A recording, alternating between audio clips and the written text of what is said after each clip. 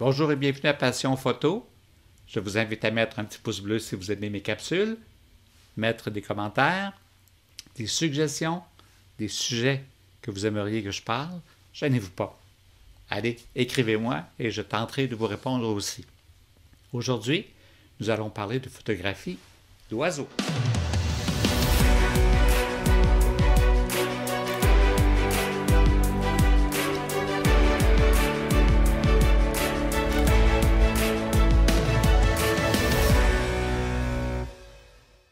Alors aujourd'hui, des petits trucs pour faire des photos d'oiseaux plus facilement. Bien sûr, on a le choix d'aller se promener dans la nature, mais à mesure qu'on avance dans la nature, assez souvent, les oiseaux reculent. On va dire, ben, si tu ne sors pas de chez toi, tu ne pourras pas faire de photos d'oiseaux. Au contraire, c'est une meilleure façon de commencer, de débuter en photographie d'oiseaux. À la maison, en plus, c'est le confinement en ce moment et ça nous occupe. Alors, vous installez vos mangeoires, bien sûr, si ce n'est déjà fait, de la bonne nourriture fraîche, des graines. Il existe aussi des petits pâtés qui incluent des graines qui sont très intéressants, très attirants pour les oiseaux.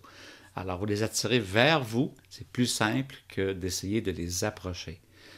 Placez vos mangeoires de façon à ce que vous les voyez d'une fenêtre de chambre, de votre porte patio, bien souvent, et remarquez à quelle heure les oiseaux vous visitent le plus souvent. Par exemple, dans mon cas, souvent vers 4 heures, il y a plus d'achalandage sur mes mangeoires. Les oiseaux viennent souper, ils soupent tôt dans mon coin. Alors, sachant cela, je m'installe, ma caméra est prête, je peux entrouvrir ma porte patio, j'ai bien en vue mes mangeoires et je suis prêt à prendre des photos. Maintenant, j'ai un truc. On veut faire de plus belles photos. Et photographier les oiseaux sur les mangeoires, c'est intéressant, bien sûr. On est content d'avoir capturé ce moment. Mais ce qui est encore plus intéressant, c'est si on a un beau décor derrière. Et c'est ici que je vous partage le truc suivant. Regardez. Alors, vous voyez, après mon pied de mangeoire, j'ai fixé une branche de sapin séché. Les oiseaux ont tendance à se poser sur le point le plus haut, donc possiblement sur ma branche. Ils explorent s'ils sont en sécurité et ensuite, ils descendent et se nourrissent de la nourriture qui est à leur disposition. Et c'est au moment qu'ils sont sur les branches ou sur la branche que je vais prendre mes photos. Vous remarquerez que derrière la branche, l'arrière-plan sera un fond vert, ce sera des cèdres. Il y a aussi d'autres angles qu'on peut avoir pour avoir un ciel bleu, par exemple, comme dans l'exemple que vous voyez ici. Alors, vous voyez dans cette prise de vue, s'il y avait un oiseau sur ma branche en ce moment, j'aurais un beau ciel bleu en arrière-plan. Mon oiseau serait bien découpé et j'aurais une belle photo. Je serais fier de ma capture. Un autre exemple ici, avec un fond vert.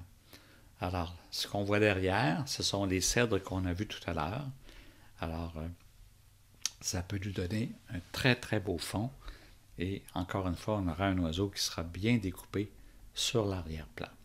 N'hésitez pas, si vous avez des questions, à les mettre dans les commentaires, faire des commentaires, des suggestions pour des capsules futures aussi.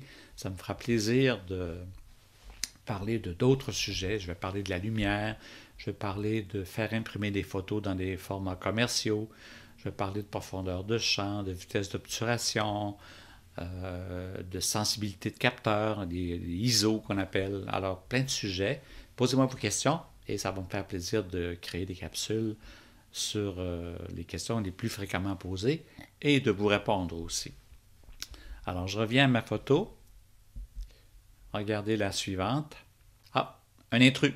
Vous avez ça, vous aussi, chez vous? Un intrus qui vient se régaler dans vos mangeoires. Vous voyez un bel exemple ici d'un intrus qui est plus beau lorsqu'il est dans son environnement que lorsqu'il est sur vos mangeoires. Alors, c'est un bel exemple que l'arrière-plan est très important. Vous voyez ici, au niveau de la mise au point, que la mise au point est sur l'animal, mais elle n'est pas sur l'arrière-plan, ce qui fait une très belle composition. Ici, des tourterelles tristes qui viennent boire de l'eau et se baigner. En arrière-plan, j'ai des cèdres. À mon goût, j'aurais préféré avoir un arrière-plan plus flou. J'aurais dû corriger ma profondeur de champ, mais c'est une façon de vous expliquer et de vous montrer que ça pourrait aussi être meilleur comme résultat. Selon le moment de la journée, la lumière est différente. Alors, vous voyez ici ce que ça donne. Le soleil qui traverse les cèdres par l'arrière et ma petite mésange qui s'apprête à boire de l'eau, prendre son bain. Elle est bien découpée sur l'arrière-plan. Et je suis pas mal plus satisfait de cette photo-ci. Tentez de prendre vos photos lorsque les oiseaux sont sur les branches, plus que sur les mangeoires. Observez le moment de la journée où il y a plus d'oiseaux. Remplissez vos mangeoires de bonnes graines, les nourrir régulièrement. Si vous avez un petit bain d'oiseaux, c'est une autre belle source pour les attirer.